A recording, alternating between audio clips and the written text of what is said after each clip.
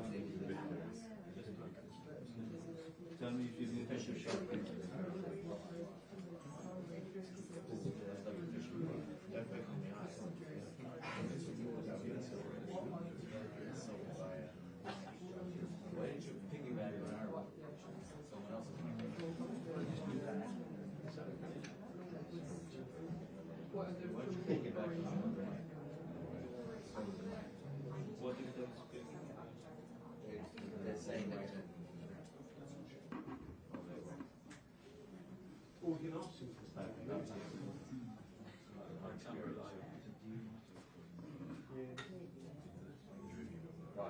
sorry. Excuse me, you're really blocking all the cameras. You're going to have to either come back or get down a bit. Myself? Yeah, we can't see people's faces. Hi, Yeah, it's not short enough. can you not leave them like on the table? Yeah, right. Can I just have your attention for 1 minute? My name is Suresh Grover from the Monitoring Group, which is an anti-racist organisation. We're running slightly late because some people have gone to Portcullis House. As you know, the venue was changed because we couldn't film in House of Commons. So we're not going to be more than 10 minutes. People are on their way in their taxis, etc. Okay? So, My friend, hello. Will they all be speaking from there? yeah, so I'll be chairing the press conference, and we have about 9 speakers, 3 family members, representatives from the Business for Palestine, the lawyer, the doctor, and the 2 members of parliament. Yeah? Okay. And there's only going to be a couple of minutes each. And what we'll do is, and I'll tell you that they'll be willing to do 1-to-1 if you want. Okay? But we can sort that out now. Yeah, they're all. I don't have to move this around. No, I'm going to move them.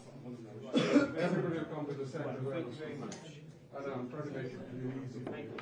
Suresh, who's the speaker on behalf of the family? We've got Shahmina and Rahma. And our please. Now she's not mentioned in the press conference, but so, I'll give all the names. I'll give the names before we start. Just leave it on the table. Just not sure. Sometimes they make the plan.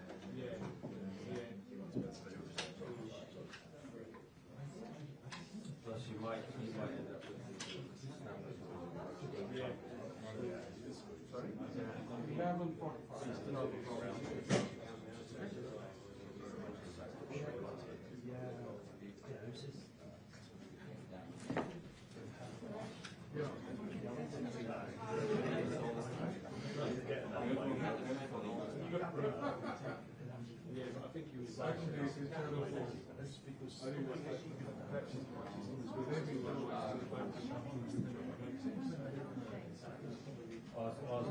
more direction in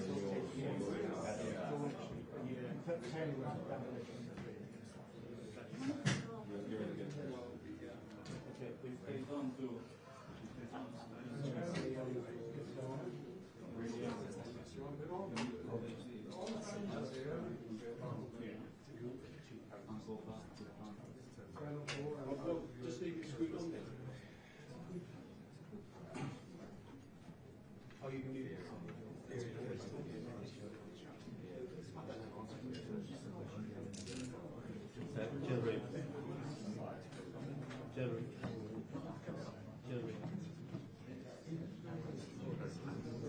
So you take this coffee, it's going to be clumpy, you take the coffee and do like this.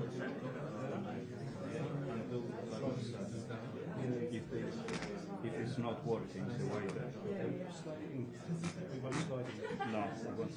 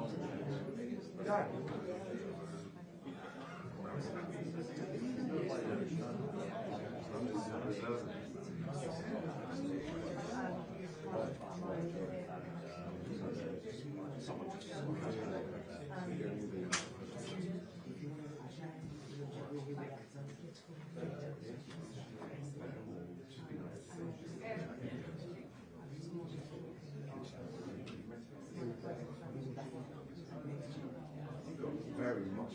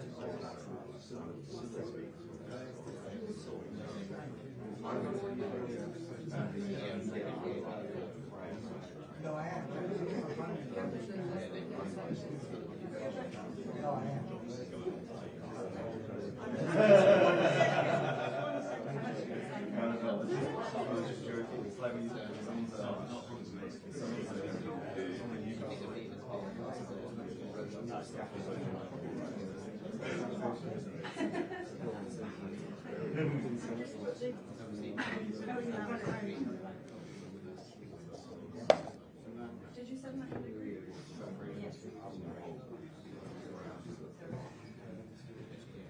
Just one last question before we start. Is anybody live streaming? I would like to. Yeah, we want you to. So who is live? Is Reuters? I know you're from Reuters. If I can have your name later. Okay, great. You're going to start in 2 minutes. Yeah? Is Channel 4 here? No? Yeah.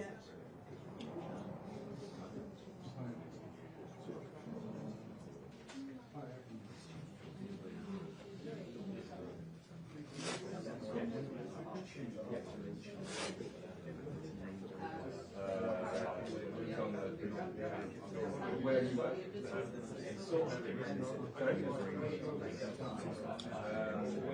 Well, it only goes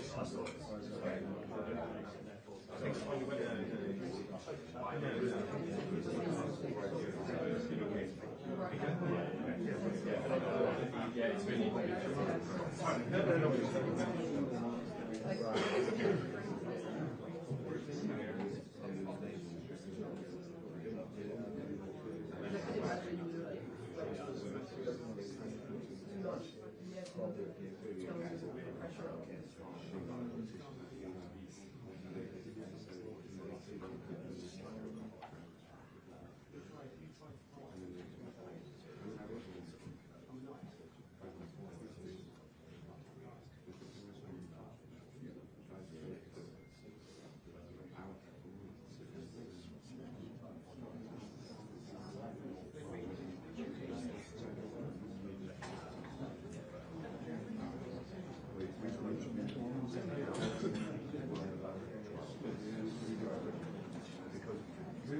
The way it works is when you speak, you get into the center.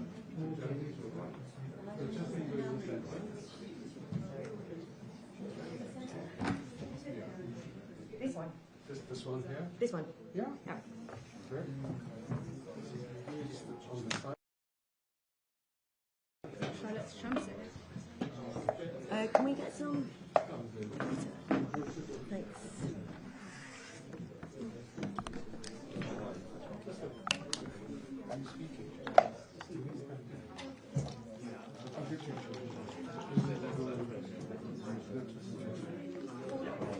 You got water?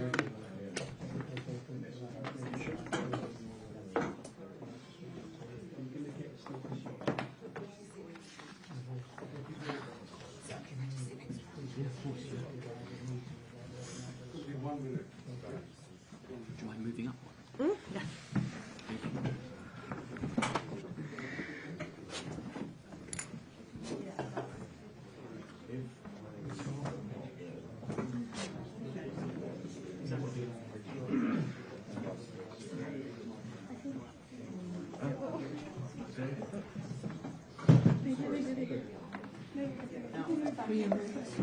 So, where's mine going? Sorry, I think I might be. Yeah.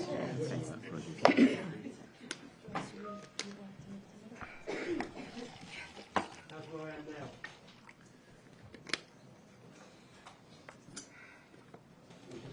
We don't start yet. Are there no windows? They're open as far as I'll go. Yeah, you've got the best spot.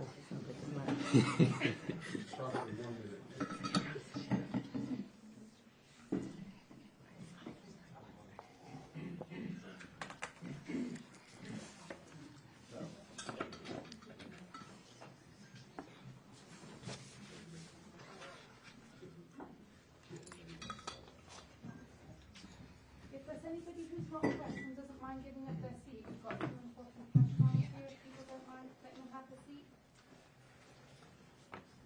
If you're not press, if you would be so kind. Thank you.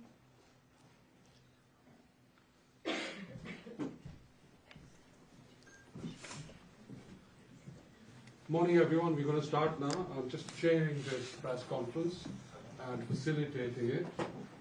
As you know, 8 political prisoners held on remand for taking action to solidarity with Palestine remain on an open-ended hunger strike, which began on the 2nd of November. That's 45 days, 46 days ago. This is the biggest coordinated prison hunger strike in UK history since the 1981 H-Block strike in Northern Ireland. All of these people are young adults, exemplifying the intense political commitment of the current generation on Palestine. All have lost a significant percentage of their body weight, and with the hunger strike in its 2nd month, are reaching a critical stage and nearing a point of no return. We have a number of contributors. Our first contributor is Francesca Nadine. She is a representative from Prisoners of Palestine. Francesca. Thanks. Yes, I'm the representative of the 8 prisoners that have been on hunger strike since the 2nd of November. They are Kesazura, who's 20 years old. She's been on hunger strike for 47 days. Amugib, 30 years old, on hunger strike for 47 days. Hiba Morassi, 31 years old, on hunger strike for 46 days.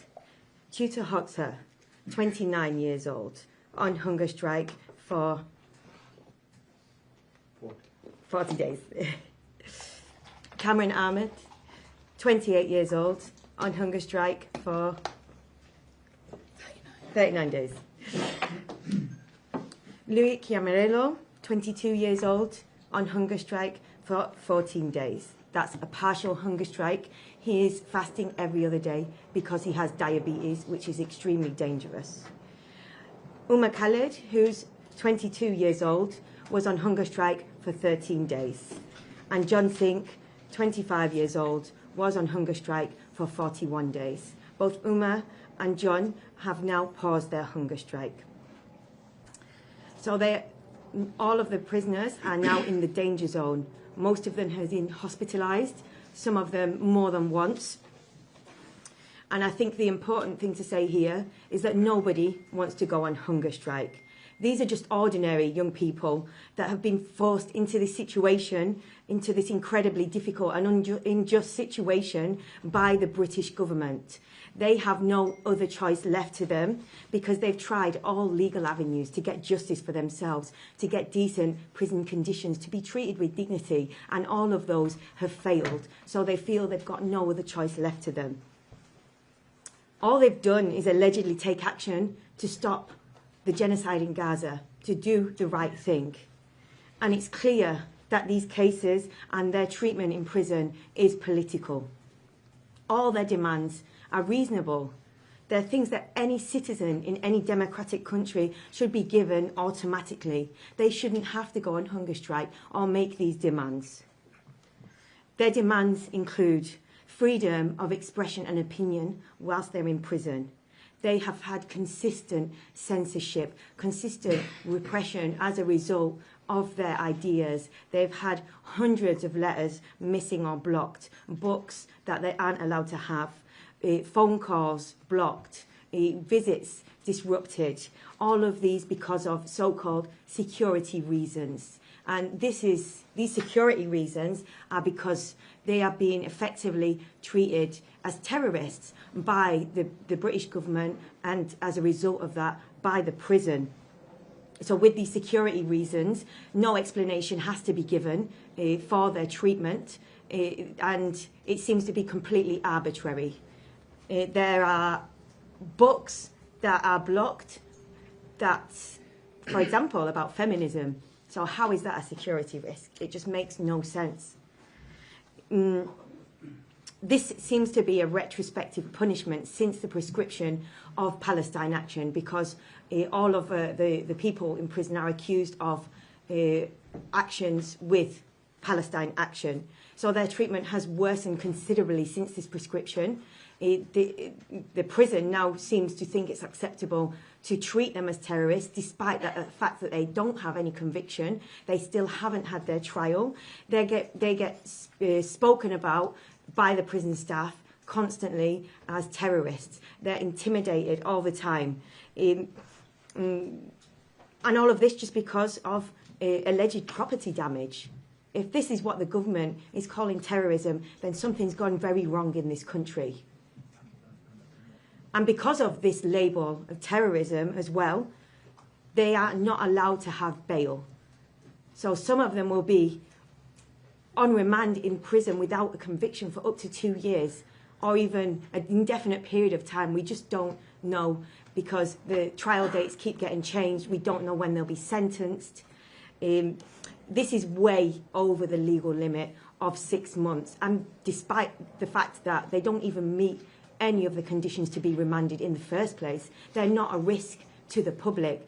They could quite easily be sent home with appropriate bail conditions. So the question is why?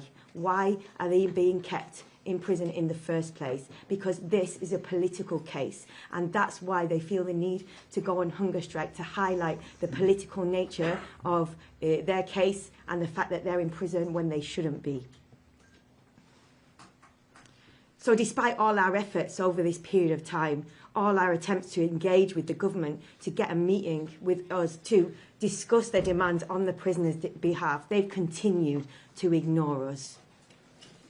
We will continue trying. We call on the government, on David Lammy, to meet with us urgently, because the lives of the hunger strikers are in their hands. It's not much to ask for a meeting. We just want to talk to them, that's all. And if they continue to ignore us, well, it's their responsibility. In prison, the government, the Minister of Justice, is responsible for the well-being and the lives of the people in prison. We can see that there's been a complete neglect of that. And by refusing to talk to us about their health situation, which is very precarious, they are now in the danger zone, refusing to talk to us about these demands, well, we don't know what's going to happen, but we're very worried, obviously. We just call on David Lammy, as I said, have a meeting with us, and we can end this situation safely. Thank you. Thank you, Francesca.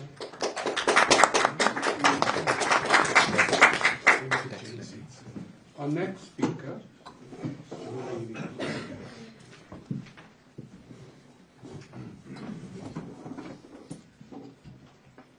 Thank you. Our next speaker is Shahmina. She's the sister of Kamran Ahmed. Shahmina. You're going to have to bear with me, because as you can tell, I've lost my voice. And it's symbolic of what we're going through right now, because our family has never felt this much anxiety, never dreaded phone calls as much as we have now.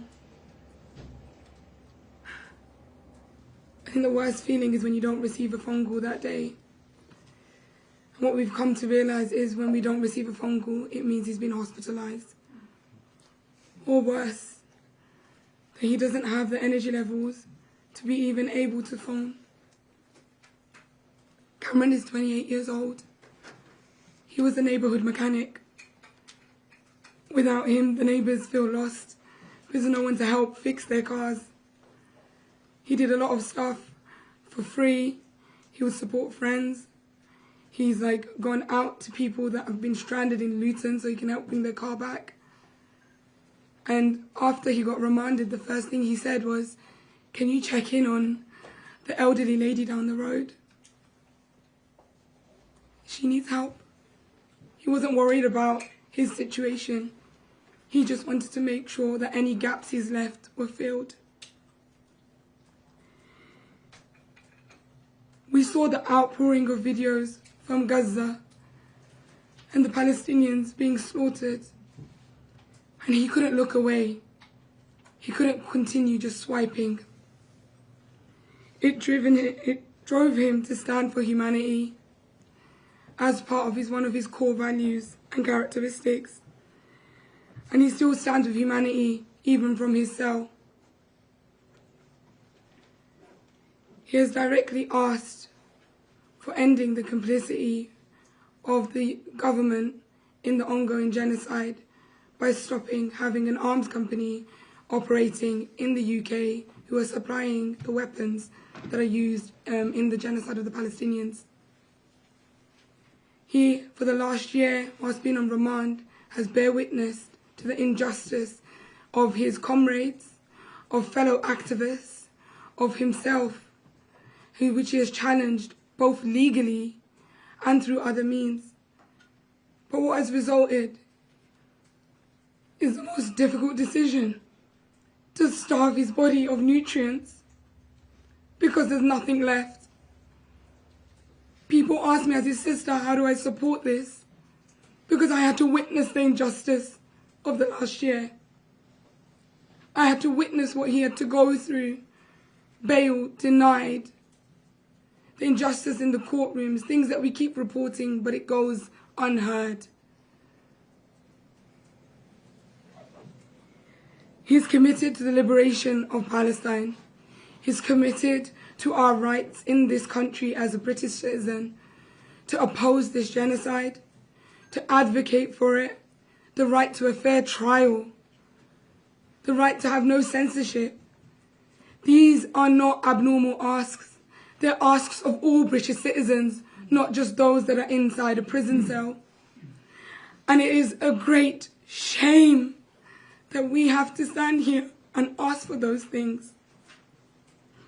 He is on day 39 of his hunger strike.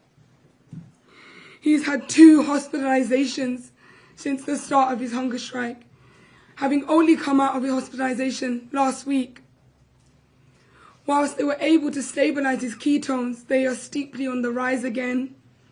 But what is mostly concerning is that his heart is giving in and his pulse is slowing down.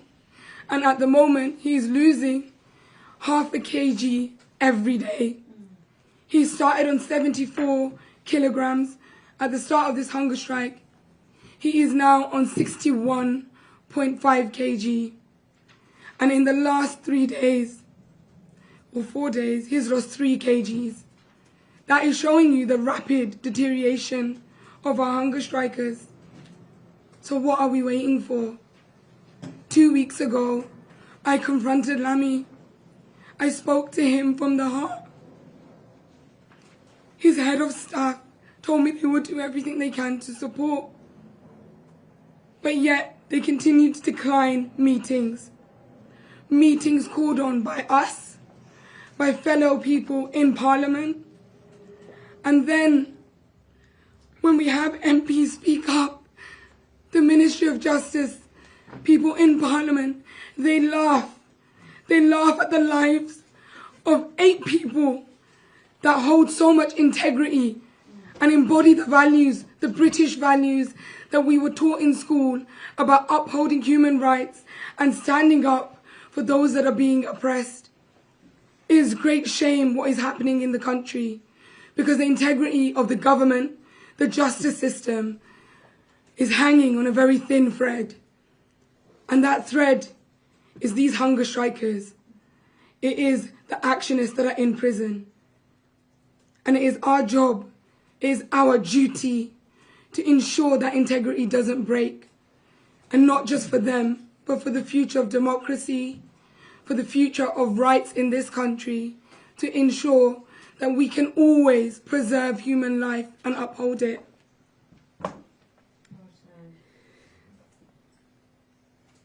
As you can tell, I'm losing my voice. From the daily interviews, from the daily screaming at the top of my voice, hoping that someone will hear. I don't sleep anymore, and neither do my parents. We're filled with dread, and every day my dad asks the same question. Why will they not respond? He's been without food. How cruel is this? He's been in prison without trial for over a year. Why is such cruelty being enacted here? My dad is originally from Bangladesh.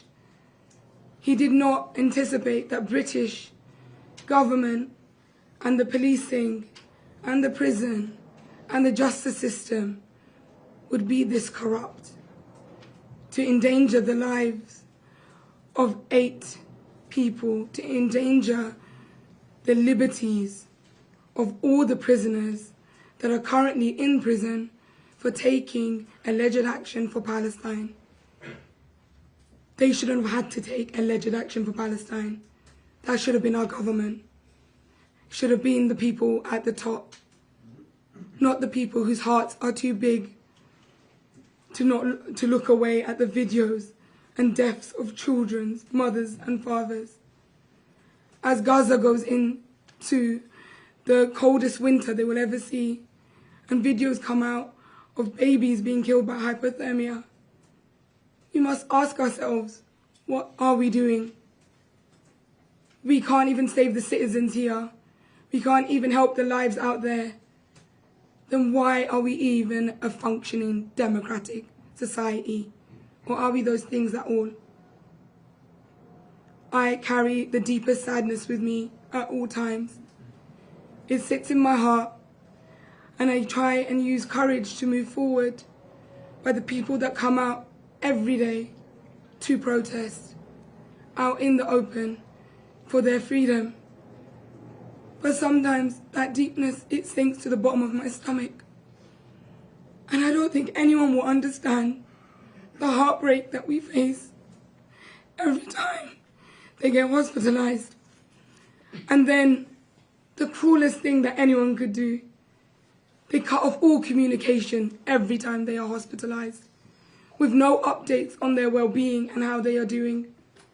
So how will I ever know if my brother enters a coma?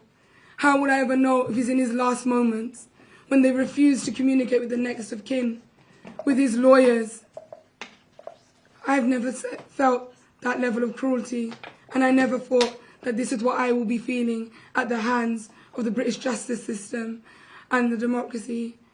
I was a firm believer of upholding everything we have in our systems, but what this has shown me is everything is a farce. We have so many things that we need to break down to protect everyone every British citizen that lives in this country to ensure that their rights are upheld at all times for all prisoners. No family deserves not to know what's happening to their loved one. I call upon David Lammy to please have this meeting. We haven't asked for much, and stop declining the meetings from the MP. So if you don't want to speak to us, then at least speak to your colleagues. This is not about your politics. It's about the lives of 8 individuals. And I do not want to receive the call that my brother has succumbed to this hunger strike. His heart is slowing down. So what are we waiting for? For it to stop? Thank you. Thank you.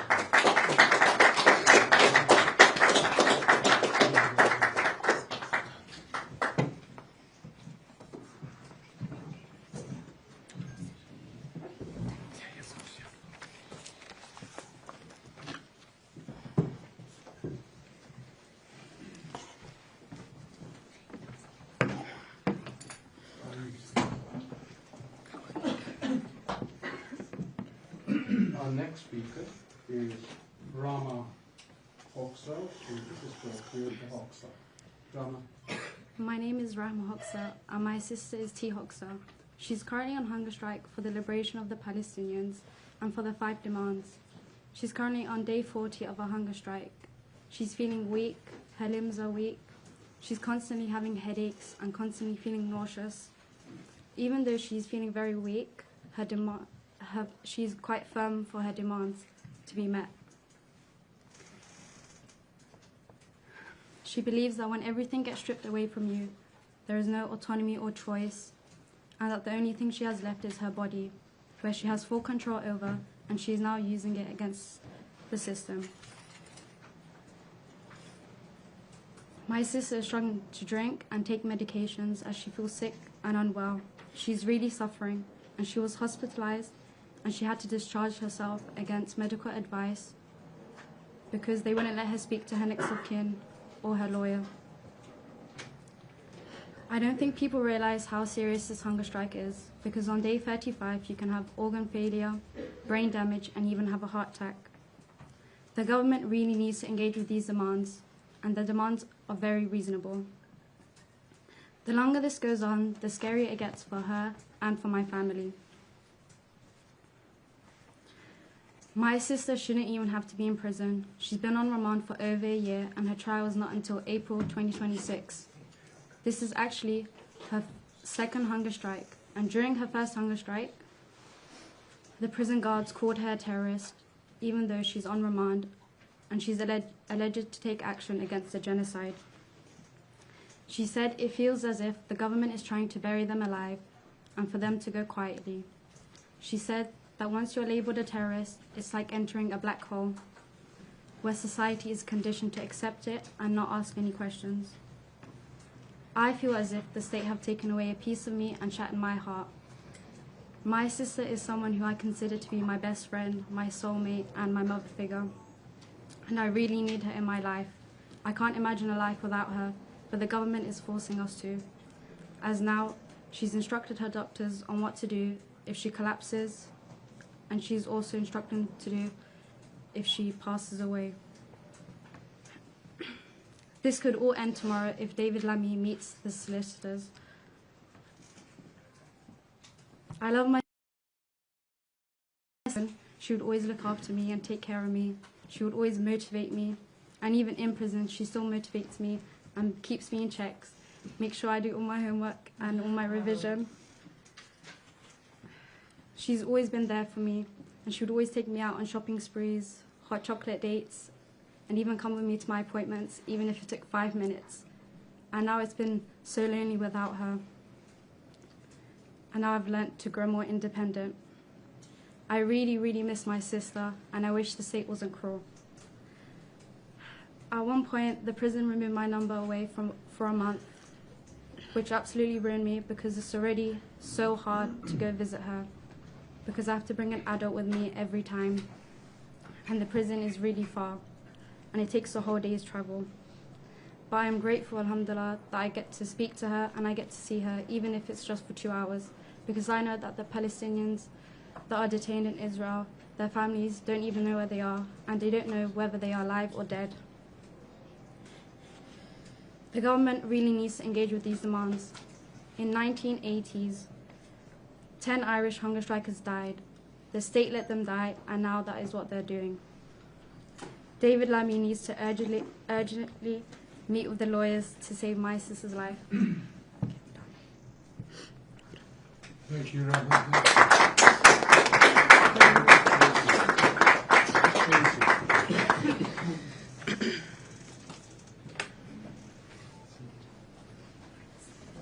Next speaker is Ella Molesdale. She's Kester Zura's family member.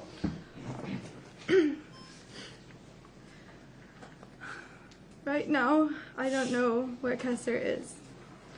I don't know if she's alive. Today is day 47 of her hunger strike. And this hunger strike is about life. It's about life outside of prison bars for them, and it's about life for the Palestinian people. She's currently 20 years old. She's been held without bail in a maximum security prison for over a year. She was 19 when she was taken from us. She was just starting her second year at university, and she had her whole life ahead of her. Her only crime was that she wanted Palestinians to live, and she wanted the UK government to stop manufacturing weapons of mass destruction, quadcopter drones on UK soil.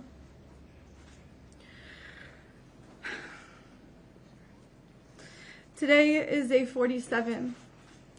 Any day after day 35 is considered a critical and severe stage of starvation. After day 40, they can lose their lives at any moment. None of them have received adequate medical care. Their vital results have been withheld from many of them. They've been forced to discharge themselves from hospital. Kester was not allowed to call me in her last 2 hospitalizations, so she was forced to return to the prison just to tell me that she was alive. She's consistently left in her cell, unable to move on her floor, and the prison guards and the prison nurses hang up on her when she's in excruciating pain and begging to be taken to hospital to receive the observations and the care that she so desperately needs. Yesterday, she was left on her cell floor for over 20 hours, waiting for an ambulance. She first called us at 5 p.m. on Tuesday. An ambulance didn't show up until 1 p.m. and didn't leave the prison until 2 p.m. She's had an extremely high heart rate and low blood pressure, which is a deadly combination. She's had severe chest pain for the last few weeks, which, if she was not in prison, would be escalated to a hospital immediately, where she would be needed to be looked after constantly to keep her alive. Yesterday, Zara Sultana, 3 highly specialized NHS staff, and hundreds of the public rallied beside me as we begged her to be taken in an ambulance. We were chanting, "What do we want? An ambulance. When do we want it? Now." Imagine having to beg for an ambulance for 20 hours for someone you love, and not knowing if they're alive, and not knowing if she's even made it to hospital. I have no confirmation that she was inside that ambulance, that she's being treated in hospital. I have no confirmation if she's alive, if she's in her prison cell. All she wants is to go home, and for this government to stop manufacturing genocide. All they want, their demands are very, very simple. Every single one of their demands is simply asking and pleading the government to uphold national and international law, which they have an obligation to.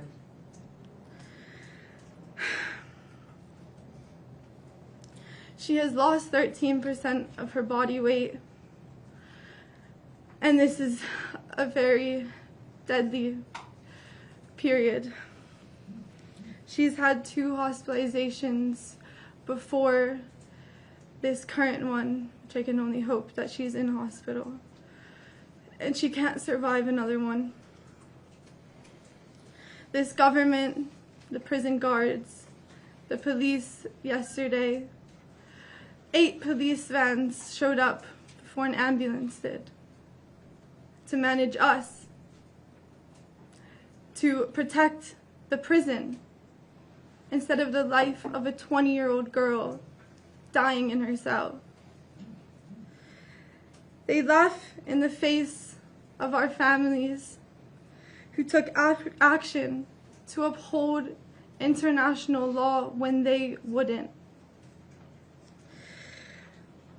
We need a meeting with the government, and we need it urgently. It's about the lives of these 8 beautiful souls, and it's about the lives of the Palestinian people who have a right to live just as much as them. And it is up to all of us to hold this government accountable. Thank you.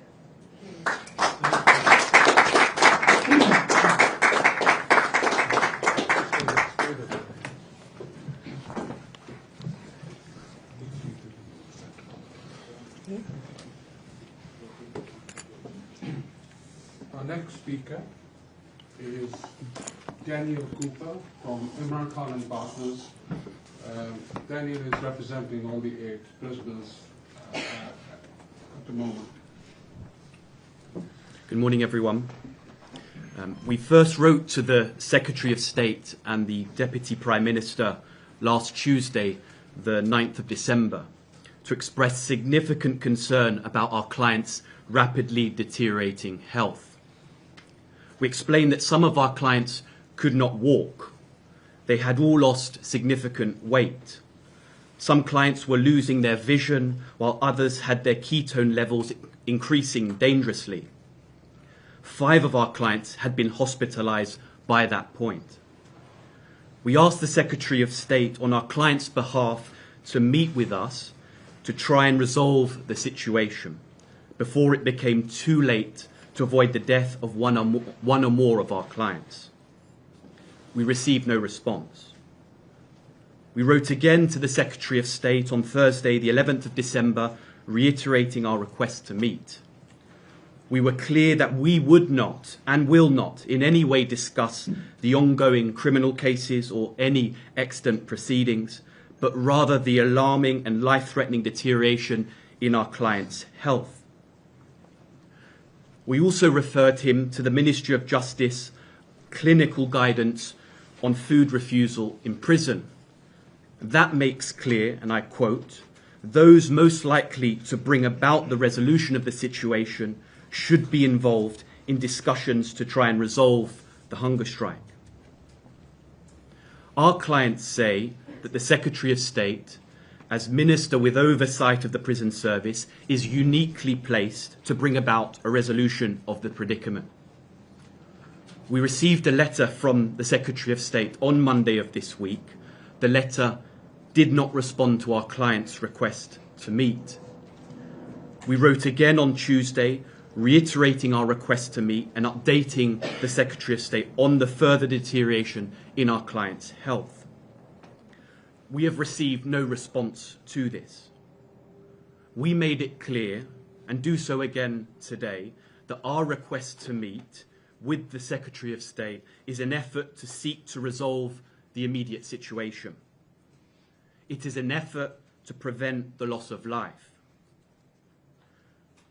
We remain at a loss to understand why the Secretary would not want to engage in a process that has the potential to save lives.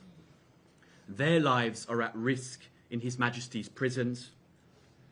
the government have known about this for some time, but for reasons they have not explained and which are not clear to us, they've ignored our request to meet. Our clients and we implore him to meet urgently in order to save lives. Thank you.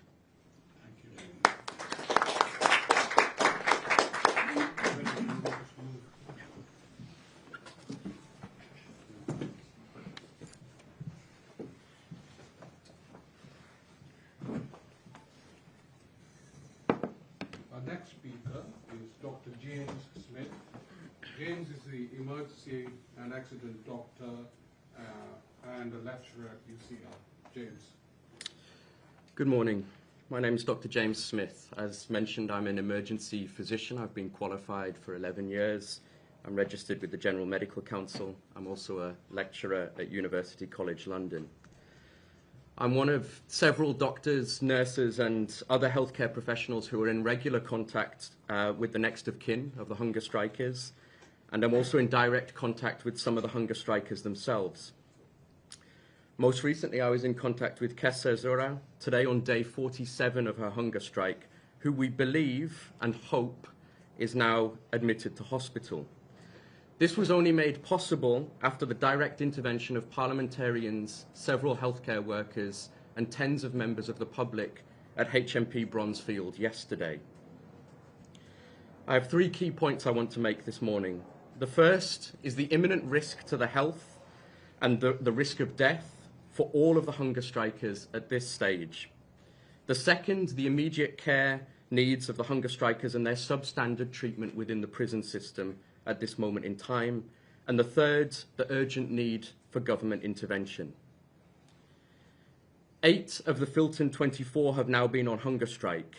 2 of the hunger strikers are now on day 47, almost 7 weeks. Along with the other hunger strikers, they are all now at a critical stage. From a medical perspective, after approximately 3 weeks, the body has exhausted fat stores and begins to break down muscle and organ tissue in order to generate enough energy simply to maintain essential bodily functions. Thereafter, there is a risk that grows with every passing day of sudden, severe, and unpredictable bodily dysfunction. The heart muscle begins to break down, the kidneys are unable to filter effectively, the muscles that aid breathing are compromised, the ability to mount an immune response to infections is severely diminished, the brain is at high risk of irreversible damage, heart failure, irregular heart rhythms, and an inability to fight off infections can rapidly or suddenly cause death.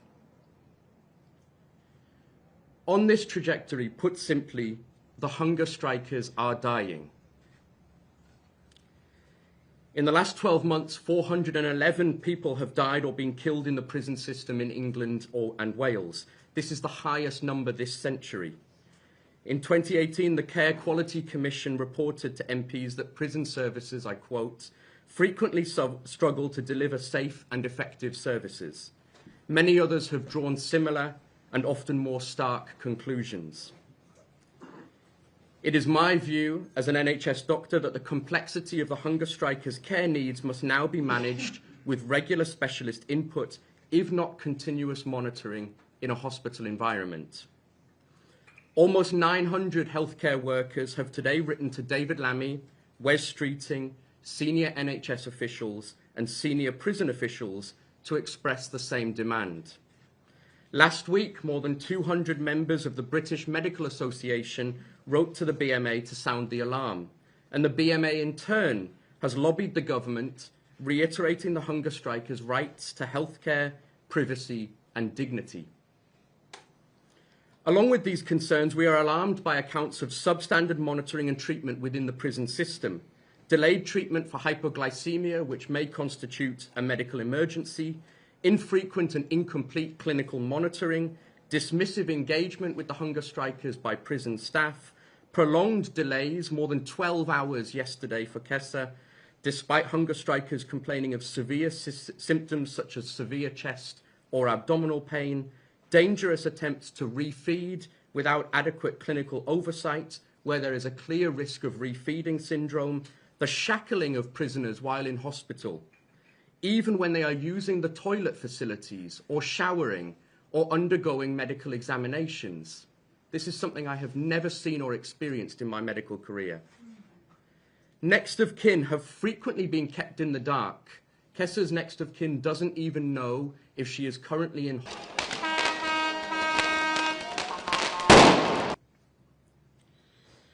The hunger strikers are at imminent risk of irreversible damage to their bodies and of death. It is my view that it is the British government, the private corporations running the prisons, the police, and in some cases NHS service providers that are presently harming these individuals. It is imperative that the government takes the hunger strikers' demands seriously. It is imperative that David Lammy meets with the hunger strikers and their representatives, and it is imperative that the hunger strikers receive the specialist care that they need, which in my view is in a hospital environment where their rights are respected, their dignity is upheld, and their health is protected to the greatest extent possible. Thank you.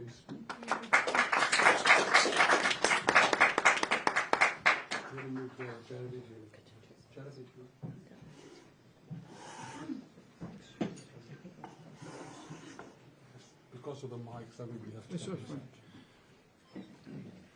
Our next speaker is Jeremy Corbyn, an independent member of Parliament for Islington North. Jeremy. Thank you, Suresh, and could I thank all of the media that have come this morning and just comment that it is very strange that in the 47 days of the hunger strike, most of the mainstream media in Britain have completely ignored the issue, refused to report it in any way, comment on it in any way, and I compare that to the 1981 hunger strikes in Northern Ireland when there was wall-to-wall media coverage during the whole of those hunger strikes. I also have supported and represented constituents and others that have taken hunger strike action in the past, and even during the period of a Tory government during the 1987 election, I was contacted directly by the then Home Secretary. Those days the Home Office was responsible for prisons, in order to ensure that an appropriate meeting took place to bring about a resolution to those particular hunger strikes.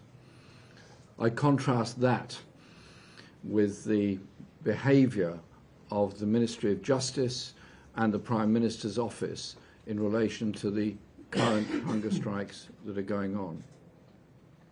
You've heard very, very powerful testimony from the families this morning, and from the lawyers, and from a very senior and very well-respected doctor as the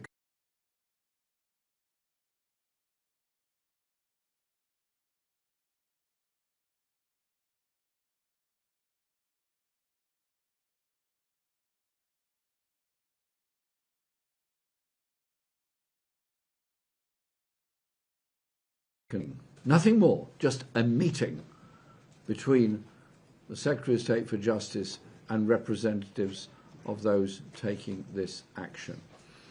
The Minister of State responded bluntly no to me, and some of his colleagues, to their eternal disgrace, laughed at the strength of his response. I find that contemptible. I find it contemptible that members of Parliament should derive some kind of amusement from a minister's obdurate refusal to carry out his own responsibilities. Shame on them. And yesterday, I asked the Prime Minister on this, and he said, and this can be quoted back at him at any time, he said that he was satisfied that all the relevant prison regulations and conditions were being adhered to. If he accepts that that's the case, then surely he should think of his role as Prime Minister is to make sure that public services operate in a proper and legal manner. He didn't do that. And so we are now demanding, again, at a meeting with the Secretary of State. John McDonnell and myself and Shokhat Adam, who's just arrived, will be attempting to speak this afternoon in what's known as the Christmas adjournment debate in Parliament, and will be making that demand again. The issue is, of course, fundamentally the genocide in Palestine, is the loss of now 70,000 known deaths in Gaza, and, of course, is the support that the people of Palestine have from ordinary people up and down this country. And I implore all of you, just think for a moment of those people undertaking hunger strike. To me, they're brave people. To me, they go in the traditions of the suffragettes, of the Irish hunger strikers, and many others who took the ultimate action of deliberately damaging their own bodies in order to draw attention to a greater crime that is going on. And these are not criminals, they are remand prisoners who've been told now their trial date is being delayed until at least 2027 in some cases. They've already been an inordinate length of time remanded in custody, and if the Justice Department gets its way, that will just go on and on. So, to David Lammy and to Keir Starmer, if you're watching this press conference, do what your job requires you to do. Uphold the prison regulations and make contact with the representatives of the hunger strikers in order to save life. It is in your hands. Thank you.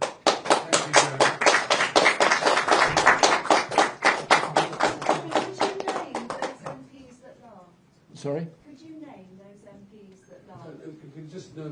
Just want to finish this. I can't. Jeremy, please don't. We could sort this out later. I just want to finish this. John, do you want to just comment here? Yeah. Our next speaker is John McDonnell, Member of Parliament for Hayes and Harley. Just very briefly, because you've... Shokhat Adam is a Member of Parliament for Leicester. Okay. Just very briefly, I'll run you through the parliamentary interventions that have taken place so far, because it's quite important to recognise the scale of representations that have been made to the David Lammy in particular. We've used every parliamentary device we possibly can. We tabled an early day motion at the beginning of September, simply calling for David Lammy to intervene to review the treatment of the prisoners. Over 50 MPs signed that early day motion. We've then held meetings with the families. We've written on numerous occasions now. We put a letter together of all those MPs that were at that meeting. There were over 10. It took David Lammy 9 days to respond to that letter. So as a result of the lack of response, on a daily basis, various MPs have been raising points of order, Jeremy, Apson, Begum, myself and others. In addition to that, we sought a meeting with David Lammy directly. There was no response, exactly as the lawyers have said, there was no response whatsoever. Some of us were around in 1981. I was a GLC councillor, so some of us know the potential outcome here, and that's why we're treating it so seriously.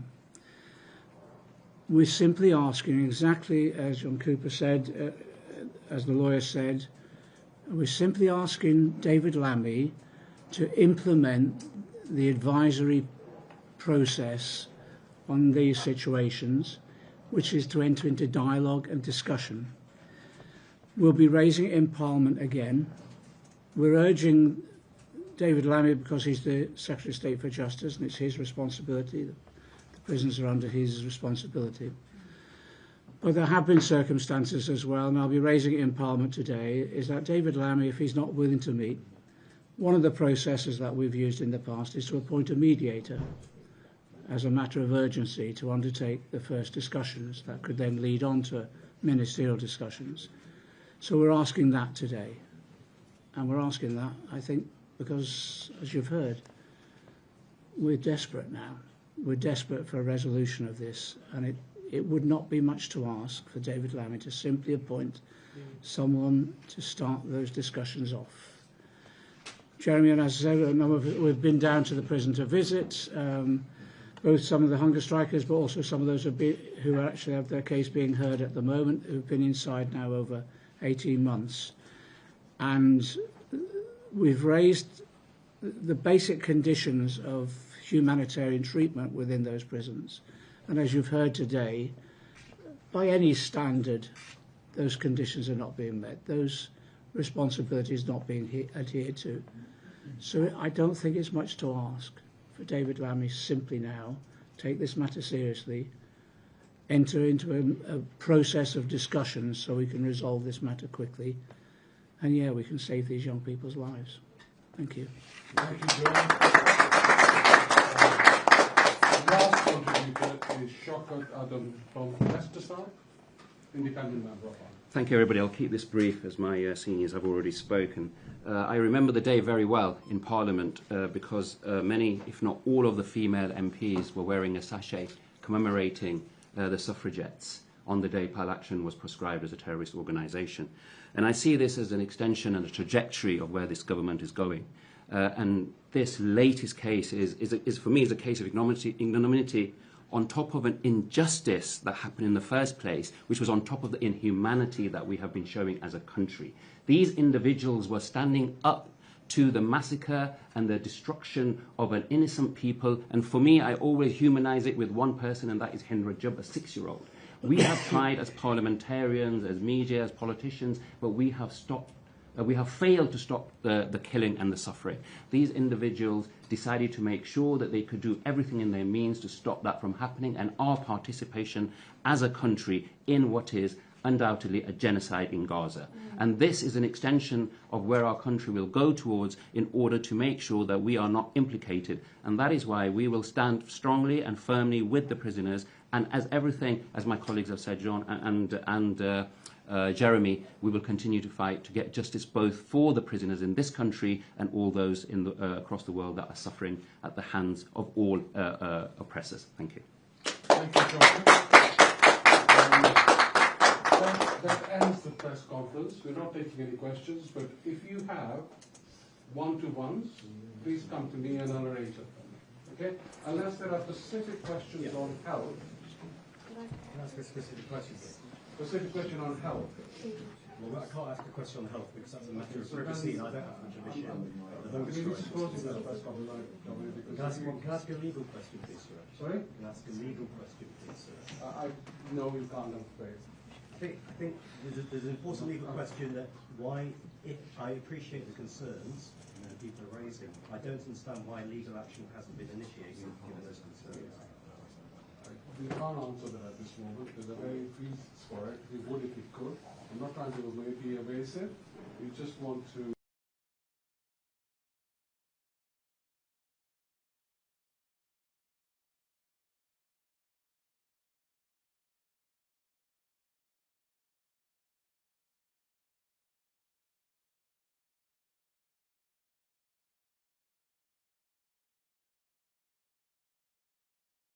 Okay. Yeah, I'm in press TV. Yeah, one minute. Yeah, I can do that.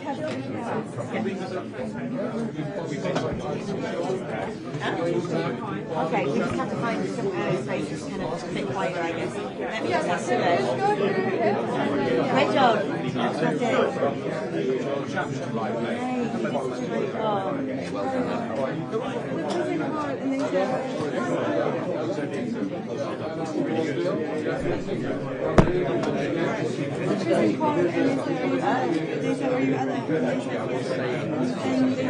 oh, my supervisor said why would they call me if they're not? Who said that? The prison. That's who I had to leave. But, oh my God, I didn't realise. Oh, they called you and they hung up? Did you not see when Jeremy was telling me I left? Yeah, but I didn't know. Sorry. The prison called me and they said,